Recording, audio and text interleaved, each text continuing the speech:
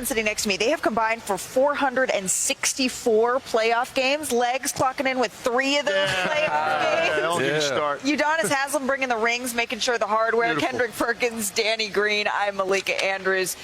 Gentlemen, why don't we get to this highlight from last night, see who has got one step closer to joining UD with one of those rings here. Legs, this was the first finals game in Gadebridge Fieldhouse in 25 years. Reggie Miller, Caitlin Clark courtside for this one, and they were treated to some exciting bench play in this game. Second quarter here, watch TJ McConnell right here. Look at this flurry. I mean, you talk about a 4-minute burst that really flipped this game on its head right here with the energy gave him, the hustle with the steals, the offensive rebound, great vision, find somebody. What a sequence there from McConnell, who was just a pest really all game long here. But he wasn't done just a couple of minutes later, Legs. This is a great job. I love when you attack Oklahoma City one side of the floor, that weak side slash is available because they all watch the ball. And here's TJ McConnell again after the assist. Comes up in the backcourt, forces another turnover. And he is all the way fired up. So, though, was Benedict Mathurin in this game, UD. I mean, he's their third leading scorer in the regular season. He's a guy that struggled. But I tell you, TJ McConnell's energy early got him an early layup. And when you're struggling as an offensive player, you need to get something early. I think that sparked him. His 27 points off the bench, the most by a player off of the bench in a finals game since Jason Terry did it. Here we go again. In 2011. Who was the coach of that team? Oh, yeah, it was Rick Carlisle, too. But the Stars, they stepped up big in this one, Perk. They did. I thought Pascal Siakam set the tone early in the first half, in the half-court setting, and finally, Tyrese Halliburton decided to show up in the NBA Finals. He was aggressive all night. So to the fourth quarter we go here, Danny. Under 9 to play. The Pacers down by 4 here. Again, McConnell, the hustle sequence here. Nembhard gets it, gets the floater to go. This is what he does. He hangs around, he steals, he gets active, aggressive layups or points or just possessions that gives you your whole building energy. This one was just absurd to me. He became the first player to have 10 points, 5 assists, 5 steals off of the bench in a finals game since steals became official in '74, and they didn't slow down, Legs. No, you see how quickly Tyrese Halliburton got into that. You give it up, chase it, had the defense retreating, and he just stopped on a dime because he was in a great rhythm from the beginning, really. Dad is loving it, too, on the sidelines. And then here we go again. He's looking, and watch the attention he draws from OKC defense. Here comes Got to box out. You know he's flying. He had big plays down the stretch, not only on offense, but defense. He had a big block, which kind of was a turning point, momentum shift for the game. And then 1:20 to go here. SGA can't quite get that one to go. That's his patented shot here, Perk. Yeah, but you could tell he was tired, man. The Pacers did a great job of searching them out on the defensive side of things, making them use a lot of energy. Here's Tyrese Halliburton earlier today. We're taking it a day at a time and just focusing on what's in front of us. And then I think that just trickles down. You know, I think our jobs, me, Pascal, Miles, James, you know, as leaders is to, you know, continue to share the same message that Coach has. And, you know, there's nothing to get excited about right now. You know, we're still a long way away, and you just got to take it a day at a time. As far as stress, like, that should be heightened right now. You know, you're playing in the NBA Finals. You know, there should be a higher sense of urgency, a higher level of stress. Your spit should taste different, all those things, right? Like, this is a lot of fun.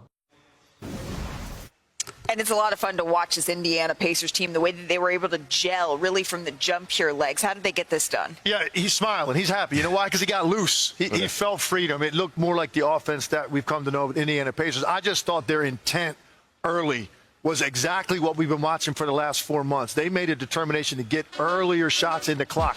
You look at game 2, I mean, consistently, they were in the last 5 seconds of the shot clock. But defensively, I thought their attention to detail and containment of the ball at the point of attack was everything. Physicality, body placement. Take a look at this one. And he's trying to get to the middle of the floor. That's where he wants to operate. A lot of want-to, fighting over the screen. But watch Miles Turner. He's not going to give up on this until he has him corralled. You see another defender, Nesmith, waiting, and then Halliburton just reading that weak side. To me, we talk so much about the Pacers offense and when were they going to get on track. I thought if they don't get the ball containment under control, it doesn't matter what they do offensively. They controlled SGA in this game. And also the ball containment, but what you talk about in that pick and roll, when we saw Miles Turner up on that pick and roll, a lot of times they've not forced SGA to use the pick and roll. He's been able to reject those pick and rolls, get straight downhill with no defender, and get to his shot. That particular time, he had to use the pick and roll where the help was at. Yeah, for sure. And the thing we've been talking about in games 1 and 2 is Indiana, we have not been able to see them run.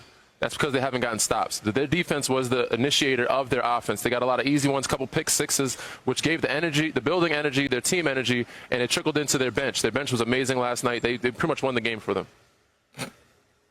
Go ahead. Go ahead. I mean, the elephant in the room is, or in the arena, was Tyrese Halliburton, right? He finally arrived to the NBA Finals. To us box score watchers, right? Yeah, I'm watching the box score when it comes down to you. The first game in this series that he actually outplayed SGA. He outplayed SGA, and I thought that was the thing for me. Being aggressive is one thing going downhill, but I thought it opened up so much. They didn't know how to play him. They didn't know if they were going to trap. Yeah. They didn't know if they were going to go under the screen. And Rick Carlisle, shame on you. Tricky Rick. He lied to us. He lied to us, but I wasn't fooled by that after what he said in game 2 in the post-game interview. Remember he said, oh, yeah, SJ, you could pistol him in for 34. He was lying his ass off. He trapped the hell out of him, didn't he? Yeah. In that game 3, great overall physicality, but Tyrese Halliburton, I got to give him his flowers. But if I would have said to you guys before this series started, hey, Benedict Mathurin is going to be the first player to 20 points for this Indiana Pacers team, and they're going to be up 2-1, what would you have said to me? I would have said, hell yeah. I picked him yesterday. He knew. I said Benedict, and I'm going to tell you something. I'm with you, Perk. I don't know what's going on in Canada.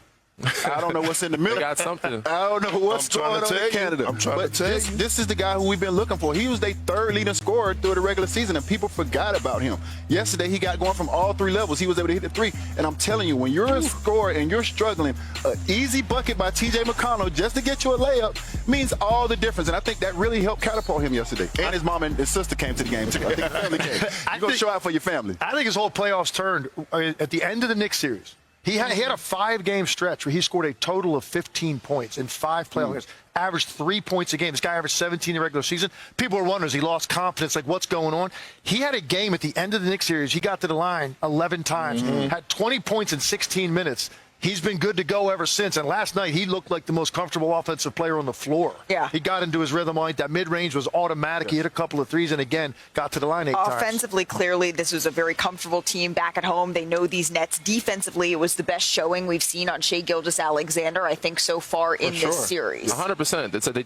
Like Perk and UD was saying, they switched up their coverage defensively. They trapped him some, they corralled him, and the others showed up on the bench and started with Mathurin. But if you would have said Mathurin would have been leading scorers, I would have said you're crazy. I'd have been But it just goes to show how deep this team is. They're so good. They have any guy night in, night out. It could be Obi Toppin, it could be Nesmith, it could be T.J. McConnell, it could be Mathurin. They have so many guys that can score from the multitude of levels that they don't need Tyrese Halliburton to have 30 every night for them to win. But that goes to show you how deep both of these squads are, because all the Pacers did was get their lick back at the crib. So we saw Ben go for 27, but we also had Aaron Wiggins who went for 20 at home in game 2. And Alex Caruso. Yeah, and Alex Caruso. Yes. So, I mean, it just goes to show you the depth of both of these squads. Coming in the series, I didn't have Ben or Aaron Wiggins on my bingo card to come out and do something. Yeah, I didn't know what that one is. What do you think? Let's take a listen to the other side of all of this, because this was a little bit of a flat performance from the Oklahoma City Thunder, but that's something that we've come to know that they do here in these game 3s. Here's what they had to say.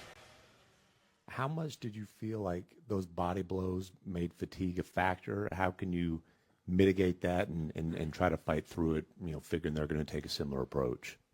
Yeah, you got to suck it up. You have to. There's maximum 4 games left in the season, and it's what you work the whole season for. It's what you work all summer for. So the way I see it is, you gotta suck it up, get it done, and try to get a win.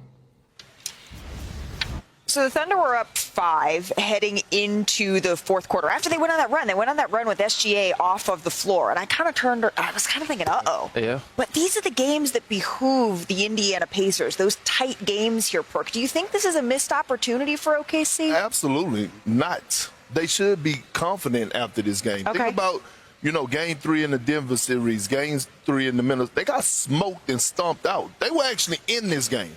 And a few mistakes on their side. See, the Thunder, this team is a team of film, right? Like, they go back and they watch film and they could adjust. The great thing about it, they had mistakes throughout this game that they actually can control, right? Like, we saw those turnovers in the inbounds. Like, you can control that. right? We saw SGA getting trapped in the screens trying to make these cross-court passes. You could control that. Jalen Williams, non-SGA minutes, when you had a ball in your hands and you're trying to drive down the paint, you can control that. Because now you can see on film, hey, when they're playing you like this guy's open, this guy's open, that guy's open. So they have things that they control. They should not feel like they have a missed opportunity. They came down here to get two, but they get one. That's a great thing. I'm going to disagree with you here, Perk. I think they for sure missed out on an opportunity, and this was a chance for them to show some maturity, which they didn't. Yes, there's a lot of positives. They can look at the film and say we could have been better. They should have been. They were up 5 going into the fourth quarter, lost by 9. It's a 14-point quarter swing that they shouldn't have lost. Simple mistakes of playing hero ball, not trusting the offense, and the little turnovers. Yes. They missed 4 free throws down the stretch. These are things that a mature team will put a team like this. This is a team that should be up 3-0, honestly. You're up 15 in game 1, lose that game. Game 2 you won. Game 3, this is a game that you normally would win, but it came down to execution and maturity. And OKC, the reservations everybody had for them from the beginning of the playoff series, it showed last night. I think what they saw last night, they didn't bully this team. Oklahoma City's bullied teams all year. Yeah. And they do it by stringing together stops and frustrating you, fueling that into turnovers, right? Points off of turnovers. 3 different times last night, they threw a punch at them right at the start of the game. All they have pressure in this building, and they're down 19-10 immediately to Pacers. Yeah. They punched back, take the lead. Started the second half, first 8 points, OKC in 2 minutes. They take the lead again. Right. Indiana punched back, and then finally down 5, they punch back in the fourth quarter. OKC's not used to having teams do that when you feel like they're starting to string together stops. Indiana broke through last night in a big way. I thought from the get-go, Chet Holmgren was so aggressive. When I saw that UD, I said, oh, okay, this could be a game that goes the way of the Oklahoma City Thunder. 13 in the first quarter, but 20 for the game. 0 for 6 from 3. I felt like he was a guy who they could have kept feeding, but then he was 0 for 6 from 3.